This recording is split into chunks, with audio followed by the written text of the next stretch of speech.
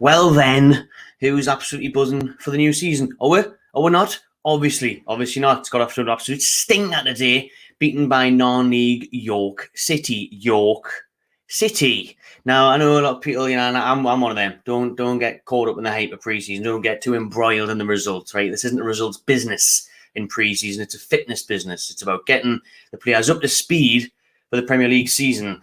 However, it's quite worrying when you're getting beat off a non-league side. What a Vanarama Football League York City, and we had a strong team out as well. We had a strong team out, for that game. So I don't think there should be much of an excuse, really, in terms of not even getting a result, not even getting a goal. Not even getting a goal. A goal would have been nice, wouldn't it? Not even getting a goal against York. Did we even have a shot on target? I've got to be honest. I was flicking in between it, sitting in the garden. I was watching the golf, watching the Open more than anything. That's just about finished now. So, at least that was entertaining in some way. My guy Kepka, he finished fifth, got a bit of money off that. That's a little bit of a bonus from today. Glad I didn't bet on Newcastle because I said 5-1. So didn't do a preview for this one, but maybe we'll start putting more content out in the next few weeks. I've been a busy one. Aside from that, really, so we'll try and push out some more content leading up to the season. But my God, it's hard to get yourself up for it when we're getting beat by York City. We've got Doncaster Rovers next Friday night. 3,000 fans, I think, I'll have to go down for that one. See what happens there. But York the day. For the team that we had out, we brought all the big guns on. Saint-Maximin came on. We'll get into his future in a minute as well, because he's putting out these bloody cryptic messages all the time about how, you've got to take this leap of faith, and you do the same thing over and over again. It's just insanity. So it's not looking good. It looks like he's, hinting at a move or hinting at whatever. I don't know. We'll get into that soon. Get your comments in about everything and about Saint-Maximin, about everything else, and we'll talk about Lejuene and Carroll soon. We'll just focus on the game. Did any of you watch it? It was free on the Newcastle YouTube channel, so get your comments in. Did the youth team still get beat, though? I think the under-21s. Did they still get beat off Harrogate Town? I think Derek says we should have won. Should we? I didn't really see many things where I would say we had loads of chances, to be honest. I still had the Newcastle Twitter giving us notifications, but I didn't get anything saying like, oh, close chance. Right? Not many. I think Murphy and someone else had one, but there wasn't much, to be fair. I'm not sure how many shots we had on target. I haven't seen the stats from the game. Newcastle Twitter put out nothing since we got beat, surprisingly. Should be embarrassed. Should be staying quiet after that one. But, let's not get also... It's hard, though, isn't it? You don't want to get wound up because it's pre-season. It's the first game. It's a Sunday. The players, they've been off. They try and get the fitness levels up, but you just want to see something, don't you? You want some sort of bit of hope. Do you know what I mean? You want goals, you want action, you want purpose. But if the fitness levels are getting there, and it all comes down to... I think Norwich is the one at St. James's Park a week before the season starts. Then we've got West Ham at home. Those are the big moments. Those are the big games where, that's when it starts, when you're a week before the season. And then when West Ham kicks off on the Sunday, the 15th of August, that's when we start worrying, when we start getting pumped off Premier League teams, not just National League teams. Andy Carroll is away. He's gone nowhere yet. He's looking for a club. He wants more game time. He's told Newcastle. He's left, 32-year-old, 1 goal in 2 years since coming back to Newcastle, Andy Carroll.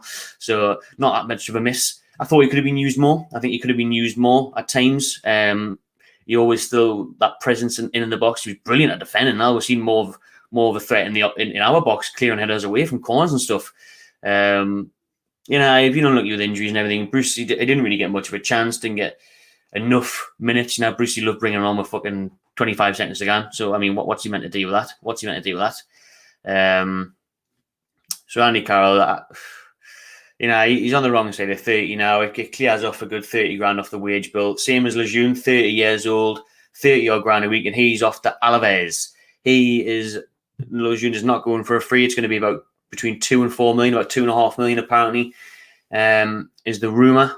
So, Florian Lejuene is back off to Spain, where he had a successful loan spell last year at Alaves, with big boy Joselu, who's actually meant to be going on a big boy move, £18 million to Sevilla. Madness. We saw them for about £39 in a can of Iron Brew, I think. So for him to end up going to Sevilla is a big move for him. Well done to Joselu. Well done to him. But Lejuene is obviously still on the books for a day or two, max. He's in Spain at the minute, completing his move, couple of £1 million to Alaves. What do you think about that? For me personally, Lejuene on these days, arguably our best defender, isn't he? But with the 2 huge injuries he's had, he's been massively unlucky with injuries as well. With the ones he's had, he has looked up the pace sometimes.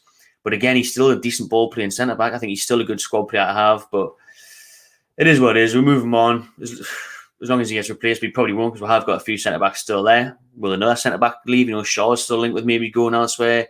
Kieran Clark. So you never know. We've been linked with a couple of centre-backs like Kyle Bartley from West Brom. That one's apparently in the mud now.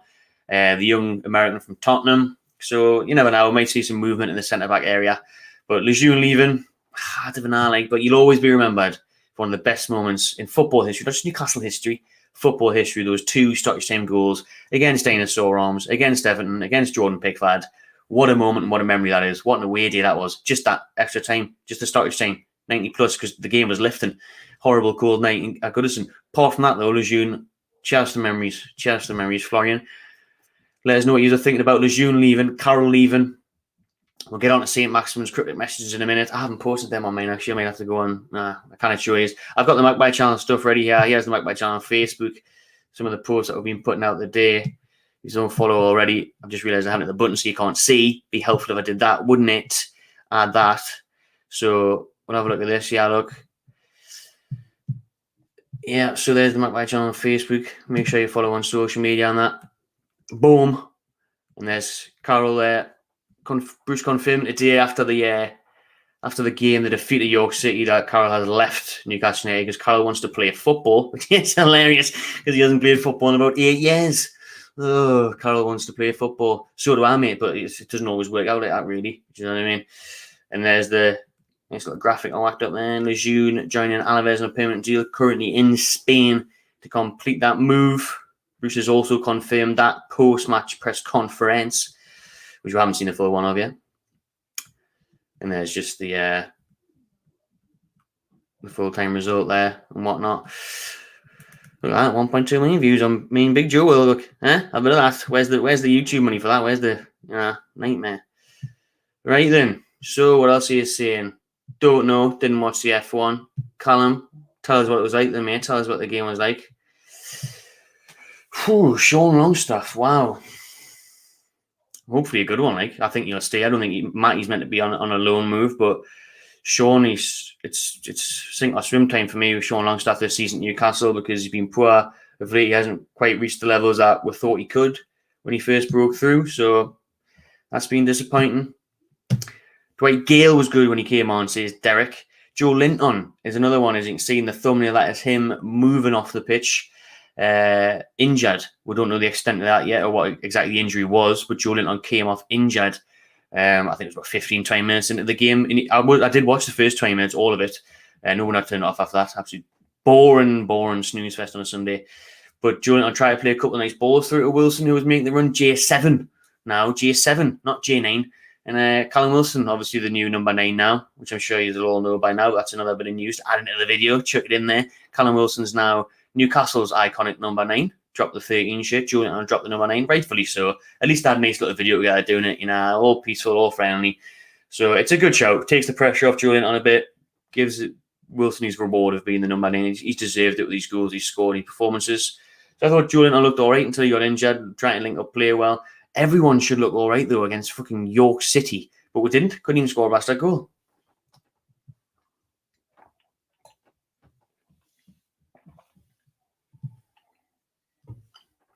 Looked pretty when he came on. Matty's been on the old... Matty's been lifting, has he? Callum's slowly we're making a decision to move him from the back. Well, how many times have we said that underneath Steve Bruce, though? How many times have we said that underneath Steve Bruce, where we're just so slow at moving the ball? It takes... who did I see who made a lovely switch play across? I can't remember who it was now. It's at the start of the game. But that's the type of thing we always try to do, just switch the ball over quick, switch the ball over long, because we're just so slow in build-up, but there's no movement in and around each other. There's no nice build-up play or anything. It's just sideways, poof, hump it long. Now it happens back to the keeper. Seen that time and time again with Brucey Ball. In York, the day must be buzzing with that result, to be fair. It's only pre-season, but I'll give them a lift heading into the season. So it's like we have those shot players in the second half. Gale is shite. Murphy did nothing. Anyone else who's shite? Shite all round him. So we've kept Lejuene for the season. I had a feeling he was going. That's it. We've got to get someone else in there for me, because you know what we're like. You know what it's like under Bruce, any amount of injuries. So We're going to need someone to step in there for Lejuene, who's went at Alaves for a couple of £1 million. GS7 look decent. Oh, man. Do or not, I'll be here. I'll need to start talking about the takeover. But well done, everyone. The other day, by the way, we went out to London for the protests. Brilliant to see. Hopefully, we have something soon in the arbitration, because we know how much we need this takeover, like more than ever. Because look, Ashley, now 10 million we've been given to spend this summer. £10 million for a Premier League club. I mean, look at Brentford and that who just came up. Look at York City, you probably got them now, obviously not, but the Championship clubs, there'll be Championship teams fighting relegation that'll spend more than £10 million. Even the Macklins, even someone in League One will probably spend more than £10 million. Newcastle, Premier League, £10 million. Couple of players on loan, see what you can do, see if we can finish 17th. Yes, fucking shite, man. And that's why we need it more than ever. Look at the squad list the other day, it was so dry up front now. You see Muto back on the bench today. It's worrying, man. I'm not looking forward to the new season at all. Right, I think we're getting to Saint-Maximin now. I should have got these up, actually. I'm sure you all follow Alan Saint-Maximin on Instagram. You have got it.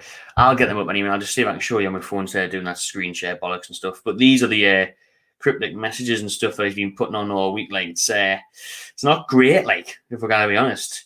But see if you can see that. Saint-Maximin there. If you do the same thing over and over again, you cannot ever expect a different outcome, which clearly relates to our lack of spending, our lack of ambition, and Steve Bruce being there, knowing that if we continue to play this football with these players, with this lack of investment, we will sooner or later be relegated.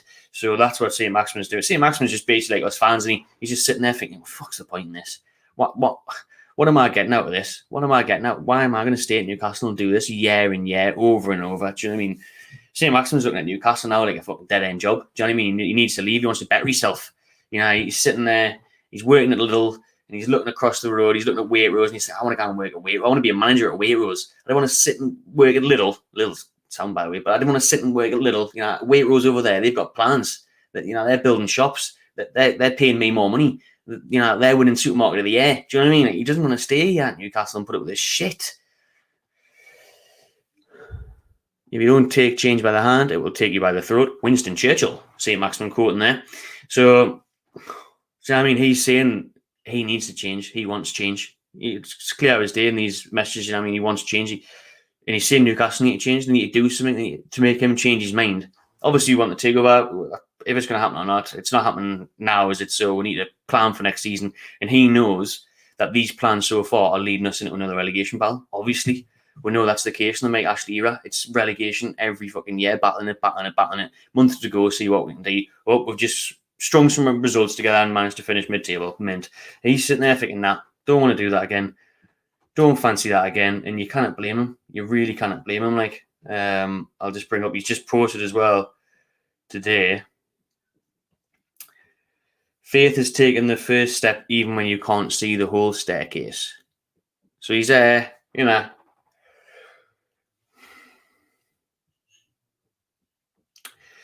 It's not looking good, is it? If Saint-Maximin leaves, my God, it's going to be lifting. And as Joshua points out, yeah, he has been linked with Everton for £60 million. So Rafa Benitez just, you know, shitting all over it again since he left there. Like, but you know, I mean, if anyone I was looking at, Arsenal, Everton, Spurs now with Nuno, and any one of them, you could list. You could go on anywhere. You could go all over Europe. Even Jose Mourinho has been linked with them at Roma. Tell you what, I'll just stay and get beat off York City, shall I? I'll just stay and play under Bruce, shall I? We'll just play 5 at the back and play for 17th. No, obviously I shan't. No, I obviously won't do that. Do you know what I mean? Why would he? Why would he? Speeches of Bruce having a third season at the club. It's mad. Do you know what? It is going to be mad as well. When we're heading into the season, West Ham game, if we're 1 or 2-0 down at half time or something, or even 10 minutes to go, we're out of the game, can't get back into it.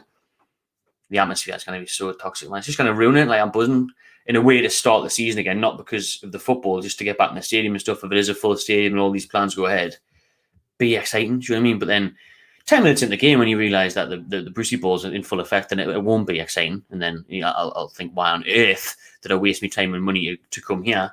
But, you know, and that's what I mean. If it does get toxic, which it will if results don't happen, even Norwich the week before, pre-season, I think it's the 7th of August, week before the Premier League starts. Got them at home, St James's Park. You know, if we don't get a result, there. Not really result if it's not just a good performance, 2-1, 1-1, whatever. Even then, it'll start. It'll start then. It'll be week after week, and he won't. Bruce got away with it massively last year with fans not being there on away days and everything. The amount of shit you would have got. So we'll see. Obviously, a couple of thousand fans are at Doncaster next Friday night. Will there be Bruce out chance and everything then? Probably. So we'll wait and see how that happens. Willock is looking a lot better than I thought it was, actually, because I'm so surprised that Arsenal will let him go on loan again, off for a loan and then a permanent move. It's mind-boggling. I think Arsenal could really use Joe Willock. I don't understand why they're letting him go again. I don't understand why someone else isn't coming in for him. If they know he's available, I would be looking at, if I was Villa or someone like that, I'd be looking at Willock and thinking, because they've got money, Villa have got money, I'd be thinking, Reed will put a big bid in. We've seen how well he can do. So, but Willock does want to come back. If Arsenal letting him choose, so if it is a loan deal, he'll probably come back to Newcastle. But then again, he will have other suitors. Will he come back? Will Saint-Maximin leave? All that just depends, really, innit? Lejuene has signed for Alaves in Spain, the same team he was on loan at last year. Oh, John, did you make the mistake of getting you probably didn't get Julian on 9, so did you get Wilson 13, did you? They should do, to be fair, but, should have waited, mate. Newcastle should have just released the kit numbers a bit earlier, I suppose, but 9 for it. They might change it, Still not get in touch with them. Yep, yes, we do. Not really surprised Liverpool's saying, to be fair, now remember when they're saying Jota, that was a bit of an out of nowhere thing, so he's good enough. He's good enough to play for Liverpool. He really is. The Anderson doesn't fit our playing style. I'm hoping we just sell him. Well, if he doesn't, then you want money for him. I mean, you just spent £50 million on Ben White, which was typical English over the top valuation. He does look like a decent player on that, but 50 million, doesn't add with that, But yeah, if Willock doesn't suit your playing style, then fair enough. But hopefully he comes back to us. Right then, I think that'll do. I think that'll sum it up. So Newcastle lifting in pre-season. That's the first game. 1-0 defeat to York.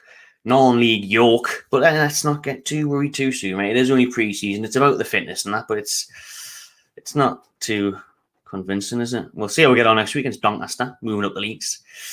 And then we'll see if any movement in the transfer window. Probably not. There is movement in departures. Lejuene has left for Alaves. A couple of £1 million. Carroll has been confirmed as exiting the club. Obviously, he's a free agent now. God knows where he'll end up, probably West Brom or something. And Saint-Maximin cryptic messages about potentially leaving, looking for a better challenge, looking to do something different rather than a relegation battle every year. We'll see. Cheers for watching, everyone. Drop your comments below. See what you thought of all that news of the pre-season game. What do you think is going to happen next? Subscribe to my channel TV and enjoy yourselves.